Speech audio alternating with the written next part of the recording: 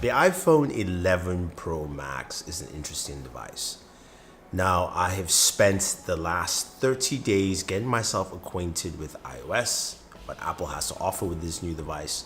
There are some good, there's some bad, but I have to say that Apple at least has impressed me this year. Now, you guys know I'm an Android user. I usually use Galaxy devices. But this time I said, look, let me spend some time to use the iPhone.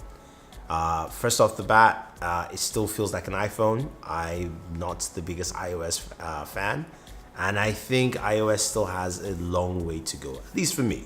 People like it, that's fine, and this is not an OS discussion. But what does the iPhone 11 bring, especially my use case for 30 days?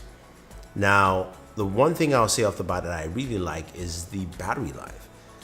For me, iPhones have had terrible battery life, and the increase of the battery size to 3969 milliamps is done wonders. I think it's probably the longest lasting battery I've used this year. I like that the iPhone battery is something that you can depend on. So to me, that is a huge plus. Now, day-to-day using the iPhone has been good. It's been solid. And one of the other things that, of course, we do on a regular basis is take photos. And the camera on the iPhone has really stepped up this year. Now, we know they've always been good at video, and video has taken another step again this year. 4K 60 stabilization is really good, and it's something that I think everyone has to take a look at, especially other manufacturers, to see what is Apple doing here in the video department. Now, in terms of photos, they've also stepped up their game as well. So we now have, low light photography. It's easy to use. Some people like the fact that, night mode is automatic. I like that too, but I also want to be able to turn it on. Now, yes, I know iOS users are not cued to that kind of stuff, but on the 11 Pro Max, it's called the Pro for a reason. I want to have Pro features. Now, the camera app is improved, and there are a lot of things that you do well, but still, Apple, simply, I just want to change my video resolution or photo resolution. I can just do it right there in the app and I have to go out. There are little things like that in iOS that kind of annoy me, especially when it comes to using applications where the back buttons are the top left-hand corner. I have big hands, I can get to it, but it's just dumb. So those are the kind of things in iOS that really irk me. But like I said, don't get me wrong, the iPhone really impressed me this year. Now, as you know, I do a lot of gaming on the channel, and I've got to say, one of the things that I was very skeptical about was Apple Arcade. I'm like, come on, Apple, you're just trying to gouge money from people. That was my mindset. Little did I know that, look, they actually have a good selection of games. I will fully recommend Apple Arcade to anyone who's a gamer, who loves to game, loves to play different types of games. It's definitely worth it. It's $4.99 a month. I signed up and I haven't canceled my subscription.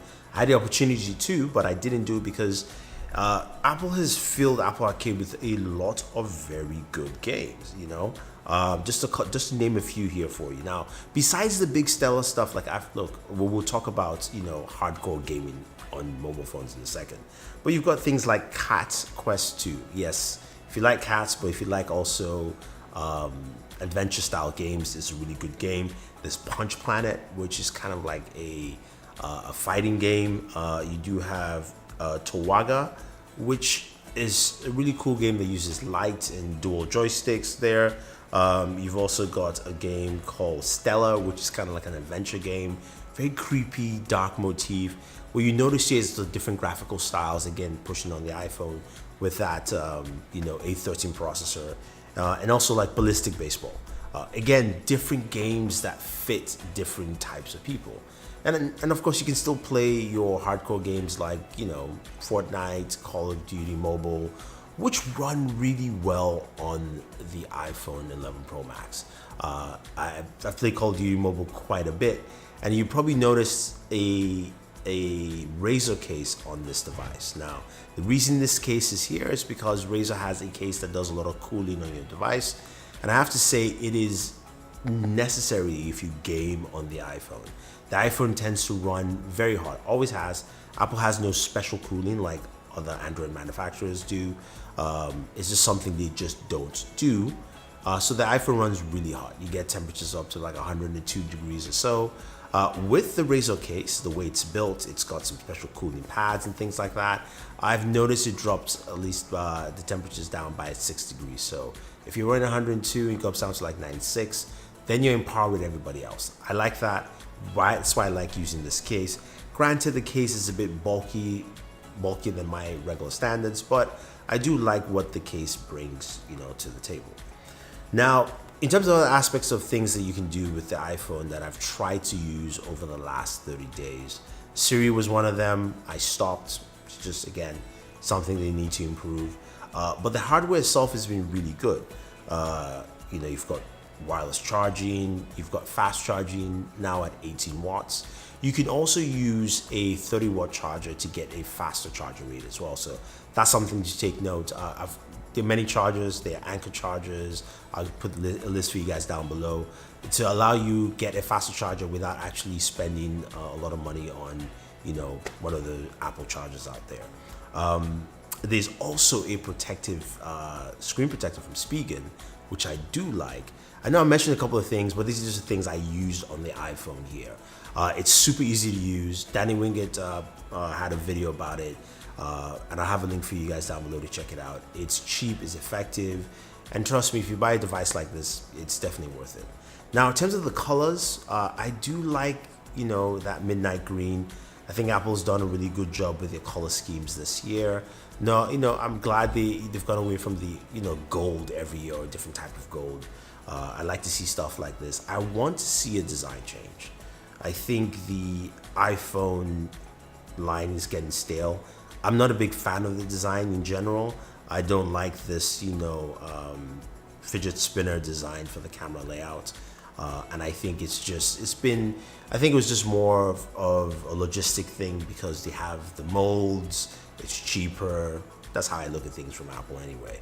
And the notch, yeah, if you're an iOS user or an Apple user, you're used to it, but it's things like this that take away from screen real estate. Don't like it, especially when you're gaming. To me, it's just stupid. But hey, it is what it is. I think overall though, besides some of the negatives you've heard in this video, like I said, I've been quite impressed with the iPhone this year, especially hitting the things that it didn't do well.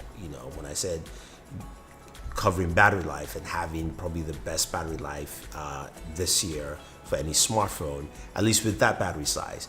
Things like the ROG phone, yes, some of you mentioned that. Yes, it's got a 6,000 milliamp battery. It will beat any phone out there. As long as even when you're gaming, it probably still would. And then you've also got improved cameras, and you've seen some of the images we put up here. They've done a good job improving that. Please next year include night mode on the wide angle lens.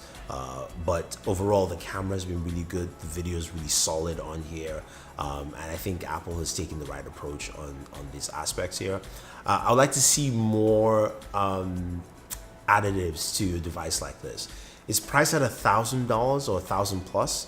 And it comes with 64 gigabytes of storage, which is absolutely crazy. That's one thing at least Samsung does well, where if you're gonna pay that much, give enough storage. And I know that everybody wants to move people to cloud storage, but still, you're looking at something where you shouldn't be milking your users constantly for things like this. That being said though, those are my thoughts on the iPhone 11 Pro Max. I think it's a solid device. I think Apple has done a fantastic job on improving what they haven't done well. There's still a few things I'd like to see, but I'm happy with it so far. Anyway guys, if you have any questions or any comments about this video, if you own an 11 Pro Max and you think everything I said is completely wrong, leave your thoughts down below. If you agree with me as well, hey, sure, I would love to hear your thoughts as well. Otherwise guys, don't forget to like, share, subscribe, and always enjoy your entertainment.